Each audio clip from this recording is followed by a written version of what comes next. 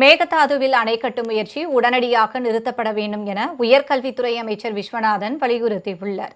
மதுரை விமான நிலையத்தில் செய்தியாளர்களை சந்தித்த அவர், கக்கனுக்கு பிறகு 67 ஆண்டுகள் கழித்து மேலூர் தொகுதியில் வெற்றி பெற்று தான் அமைச்சராக வந்திருப்பதாக கூறினார்.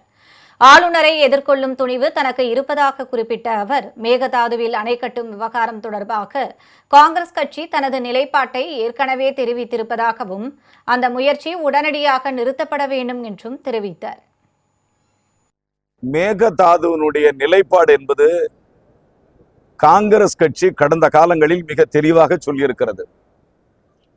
அணை கட்டப்படுவதை நிறுத்தப்பட வேண்டும். தமிழக மக்களுக்கு துரோகம் இழைக்கக்கூடாது.